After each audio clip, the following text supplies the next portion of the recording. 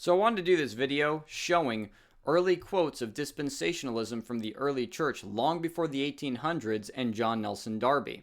One of the greatest lies you will hear out there, brethren, of people trying to attack dispensationalism and its historic roots is they'll claim that John Nelson Darby invented it in 1800s and that there was no mention of it before that. And we're going to show in this video and document that that is a flat out lie. And if you're someone out there who has said that, you need to repent right now. And again, give up that lie and stop repeating it like a parrot, because we're going to show that you are absolutely wrong for saying those things. You are bearing false witness. It's not a good thing. But here you have Irenaeus. So this is his book Against Heresies. We'll get into it in just a second. But it's important to note that St. Irenaeus lived between 140 to 200 AD. This is long before the First Council of Nicaea, which took place in 325 AD. So again, Irenaeus predates the First Council of Nicaea, and you're going to see in this video that he quotes and talks about dispensations. Again, long before the 1800s. It's a very amazing thing. So we're going to begin in Irenaeus Against Heresies, Book 4, Chapter 20. So let's find that here on the table of contents. Book 4, Chapter 20.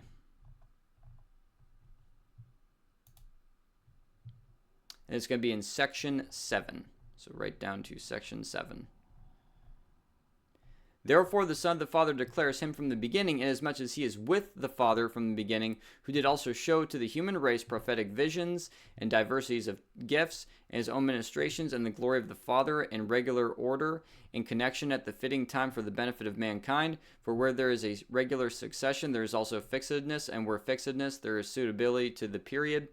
And where suitability, there also utility. And for this reason did the Word become the dispenser of the paternal grace for the benefit of men, for whom he made such great dispensations, revealing God indeed to men, but presenting man to God, and preserving at the same time the invisibility of the Father, lest man should at any time become a despiser of God, and that he should always possess things, something towards which he might advance. But on the other hand, revealing God to men through many dispensations, there you have it again, lest man, falling away from God altogether, should cease to exist.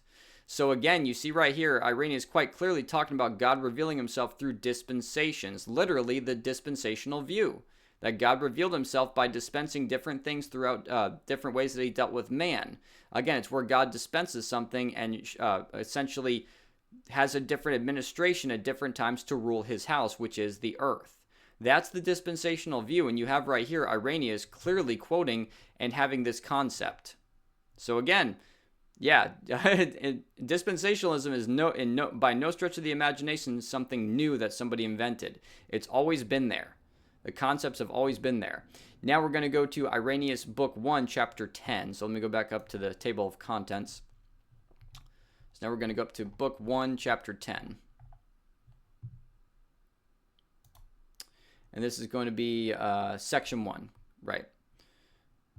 The church, though dispersed throughout, I think they meant to put out, throughout the whole world, even to the ends of the earth, has received from the apostles and their disciples this faith in one God, the Father Almighty, maker of heaven and earth and the sea and all the things that are in them, and in one Christ Jesus, the Son of God, who became incarnate for our salvation, and the Holy Spirit, who proclaimed through the prophets the dispensations of God, and the advents and the birth from a virgin, and the passion and the resurrection from the dead, and the ascension into heaven in the flesh of the beloved Christ Jesus, our Lord, and his future manifestation from heaven, and the glory of the Father, together all things in one.